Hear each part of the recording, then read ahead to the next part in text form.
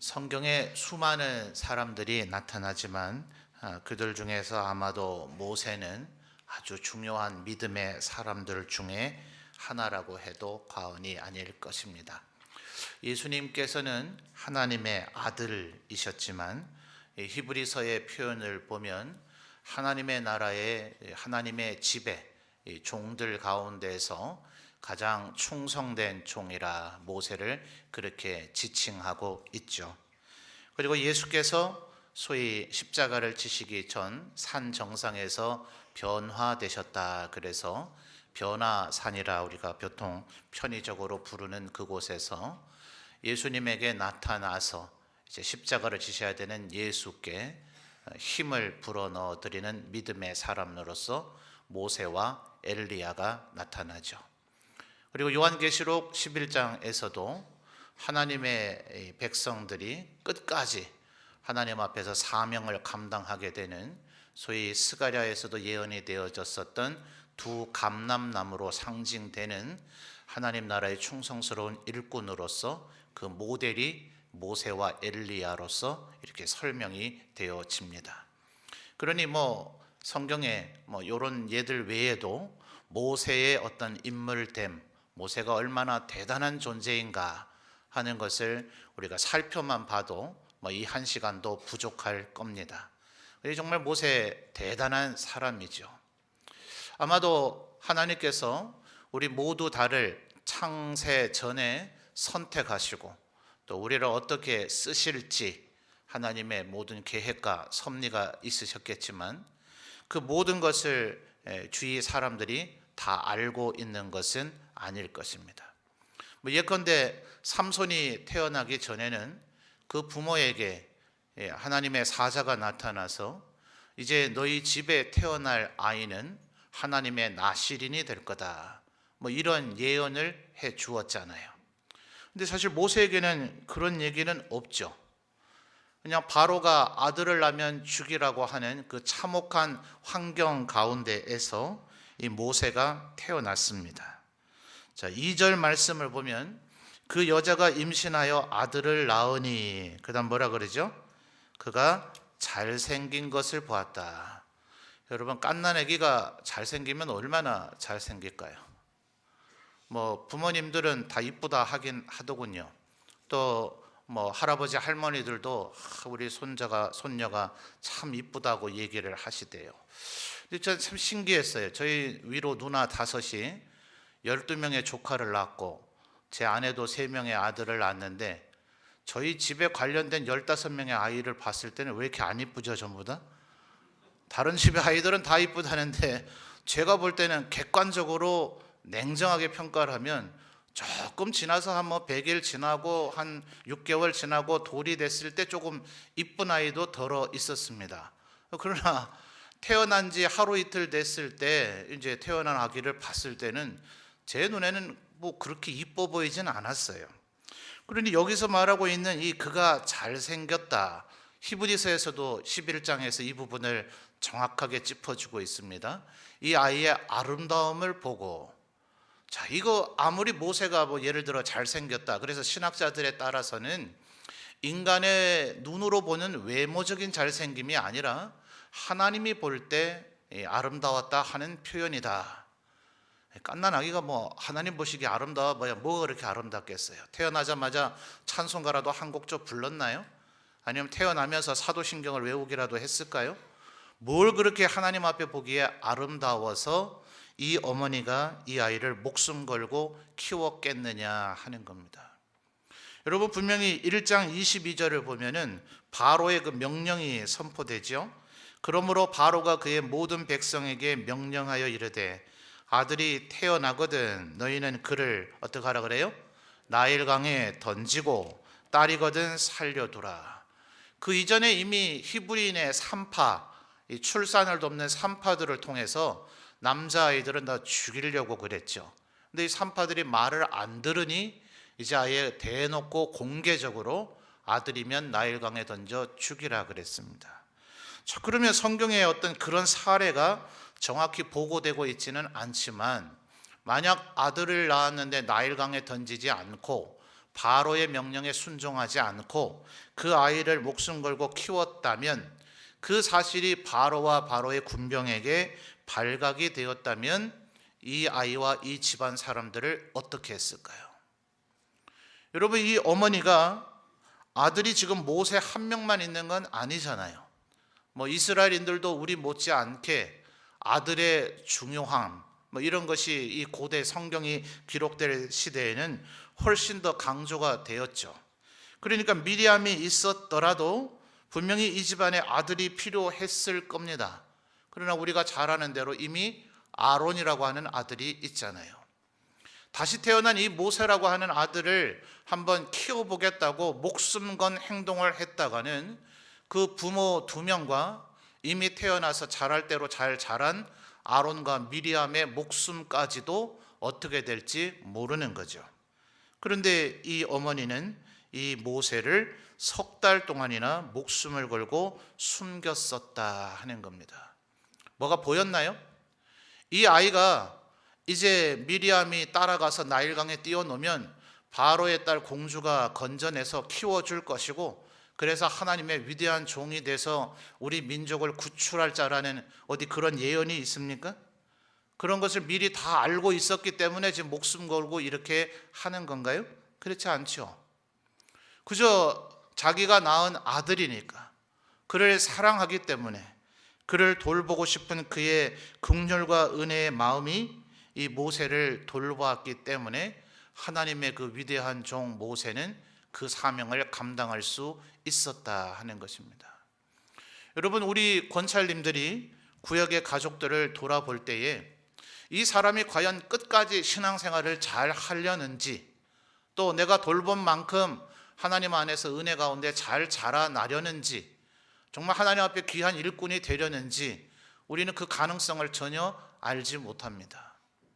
하나님께서 차라리 우리에게 이 사람은 앞으로 큰 주의 종이 될 거니까 잘 키우라, 이 사람을 잘 돌보라, 그러지 않으신단 말이죠.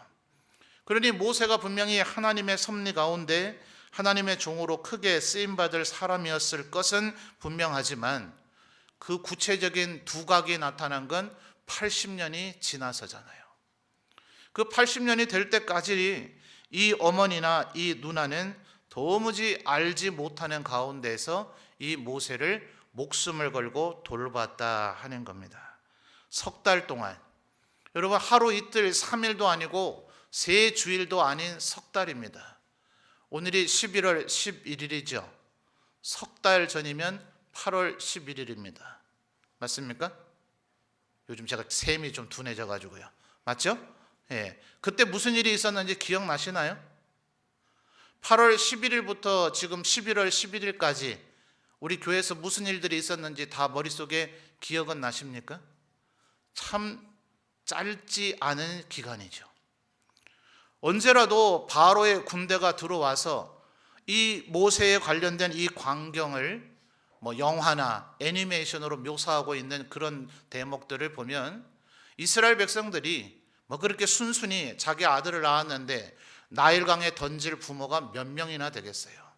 하루가 멀다 하고 바로의 군대가 이스라엘 사람들이 살고 있는 고센 땅을 이잡듯이 뒤집니다. 거기서 울음소리라도 들리면 그 집안은 전멸을 당하는 거죠. 여러분, 하루 이틀도 아니고 3일도 아니고 석주일도 아닌 석 달입니다. 석 달.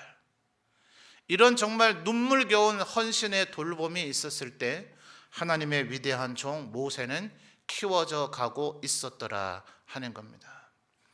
여러분, 이어지는 말씀을 보면 결국 석 달이 돼서 더 숨길 수가 없게 되자 이 모세를 나일강에 띄우게 되죠. 근데 여러분, 이 가짜 눈물을 흘리는 사람을 보고 악어의 눈물이다, 이런 표현하는 거 들어보셨습니까? 이 나일강에는 한 2m에서 3m 가량 되는, 이 세상에 코끼리 빼고는 다 잡아먹을 수 있는 식인 상어떼들이 산다 그래요. 어마어마하게 큰 악어입니다. 한번 인터넷에 검색을 해보세요. 나일강의 악어. 이 악어가 얼마든지 얼마나 많은지 어디에서 나타나서 이 아이를 해칠지 모릅니다. 그래서 21장 22절에서 바로가 나일강에 던지라 하는 것은 단순히 익사시키는 정도가 아니라 악어에게 먹잇대로 잡혀 먹게 죽게 되기를 바라는 겁니다. 그런데 여러분 3절과 4절에 이어지는 이 말을 보십시오.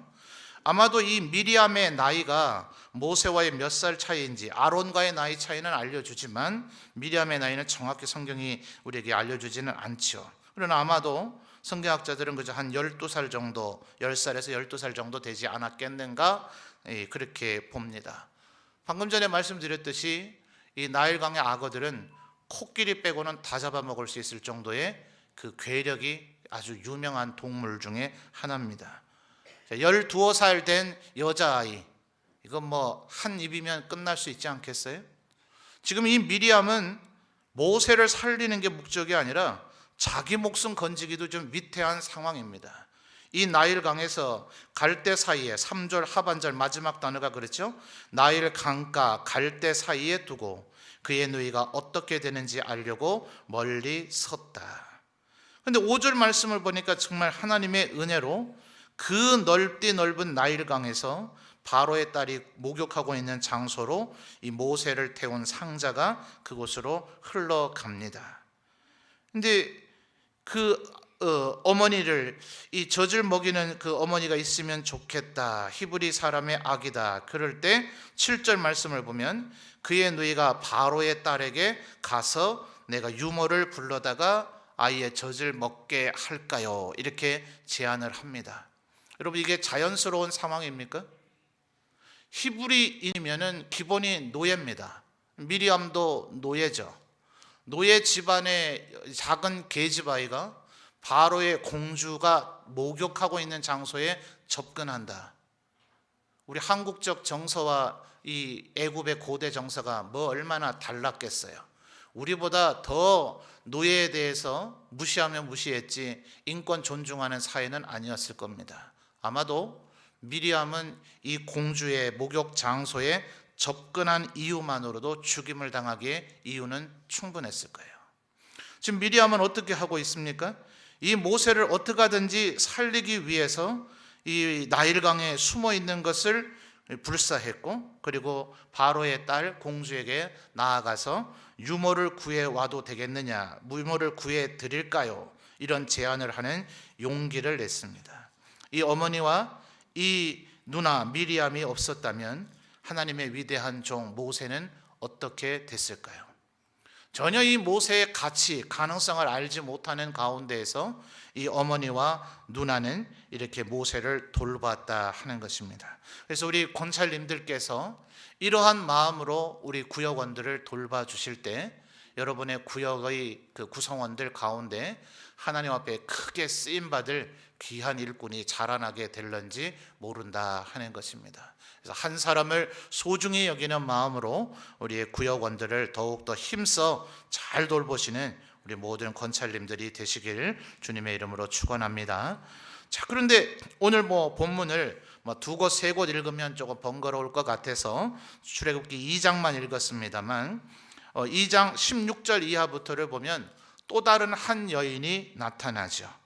자, 미디안 제사장 루엘 혹은 이드로라고 하는 사람을 만나게 되고 그의 딸들이 양을 치고 있는데 다른 산의 그 목자들에게 양들에게 물을 먹이는 것에서 차별을 당하자 이 모세가 나타나서 그 남자 목자들을 쫓아내버리고 이 딸들의 양떼에게 물을 먹일 수 있도록 도와줍니다. 그래서 2장 21절을 보실까요? 그래서 모세가 이 이드로, 미디안 제사장 이드로의 집에 동거하기를 기뻐하자 그가 그의 딸 십보라를 모세에게 주었다 그럽니다. 그래서 이제 십보라와 결혼을 해서 이곳에서 살게 됩니다. 자, 이 모세를 그리고 있는 영화 10개, 아마 우리 연세 많으신 장로님 권사님도 아주 옛날에 보셨던 기억이 날 겁니다. 최근에 이집트의 왕자 이런 식으로 영화도 다시 리메이크 되기도 하고 또 애니메이션도 여러 작품이 나와 있죠. 근데 이제 그 대목에 이 미디안 제사장 이드로의 집에 왔을 때 모세가 바로의 그 왕궁의 왕자였었다 하는 것을 아주 구체적으로 밝히는 이제 그런 작품도 있고 뭐 그렇지 않은 부분도 있습니다. 뭐 성경이 그것을 정확히 코멘트를 안 해주고 있으니까 뭐 양쪽 다 가능성이 있다고 보여집니다. 뭐 왕자였으면 어때요? 왕자였었던 거죠.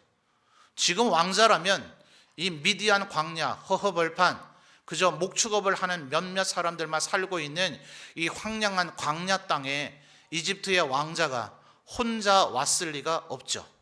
실제로 과거에 왕자였었을지라도 지금은 분명히 도망자라는 것은 누가 봐도 뻔한 거죠. 그러니 이 사람에게 무슨 기댈 소망이 있습니까? 이도로라고 하는 사람은 뭐 때문에 이 사람에게 자기의 첫째 딸을 줄까요?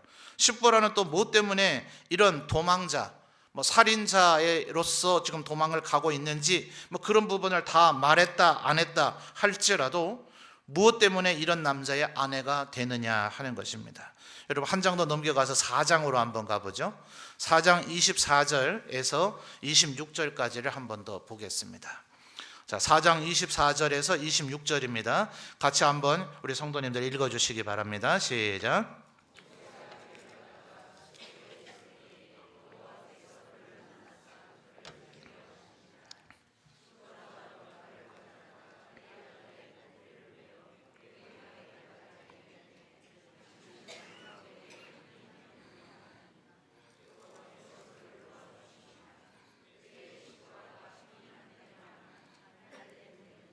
아멘. 자, 4장 24절에서 26절까지 바로 이 대목은 이제 모세가 호렙산에서 하나님을 만나고 난 후에 네가 애굽으로 가서 내 백성 이스라엘을 끌고 나오라, 이제 가나안 땅으로 그들을 인도하라 하는 그런 사명을 받고 난 직후의 말씀입니다. 이제 그러면서 이제 결국 애굽의 모든 장자들을 죽음을 당하게 될 것이다. 그런데 갑자기 그렇게 사명을 주셨던 하나님께서 24절을 보니까 갑자기 하나님께서 모세를 죽이려고 하십니다. 이게 갑자기 뭔 일일까요?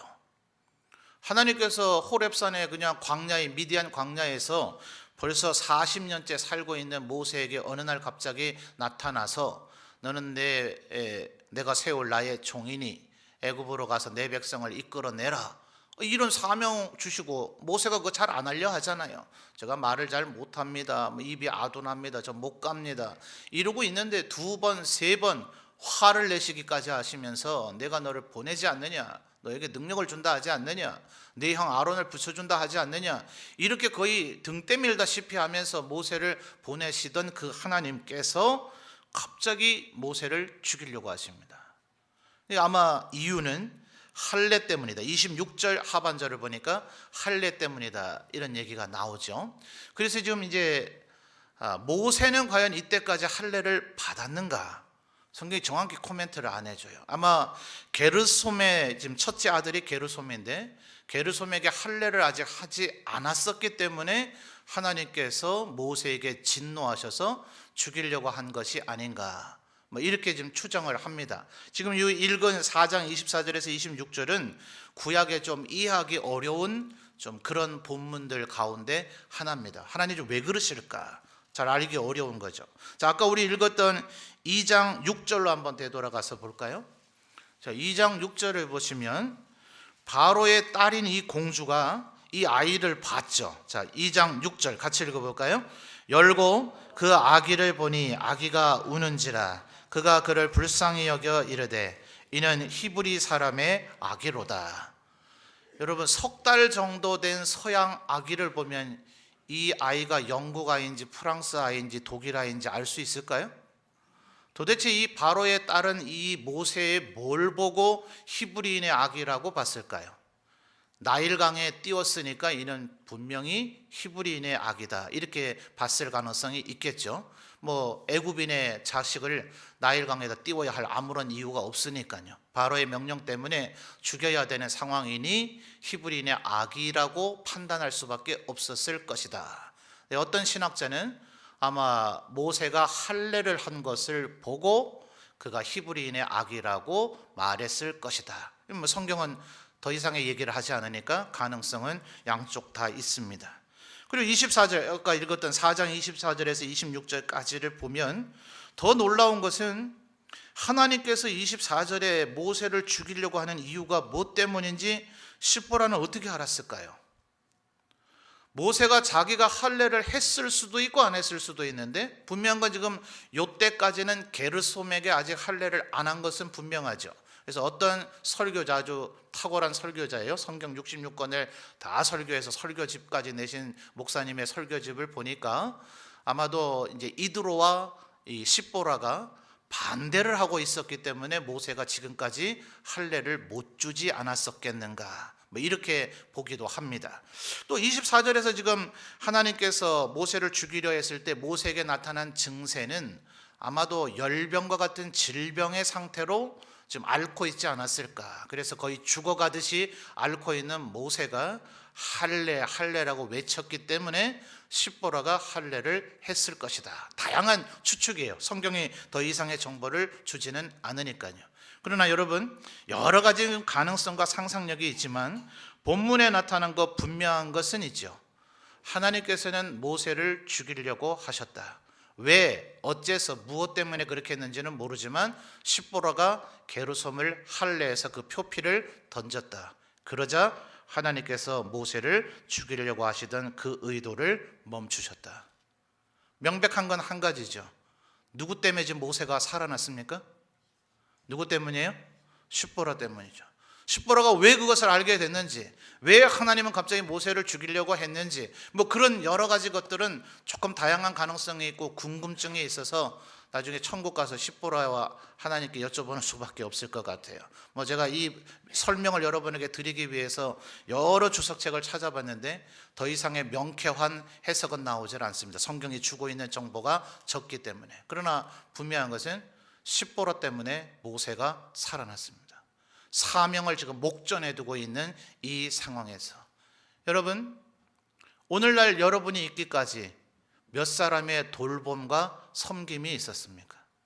저는 오늘 건찰 헌신 예배를 준비하면서 저라고 하는 사람, 개성인이, 이 사람이 오늘 여러분 앞에 설교하는 목사가 되기까지 얼마나 수많은 사람이 저에게 도움을 주고 섬겨주고 저에게 사랑과 긍휼과 자비를 베풀어 줬는가.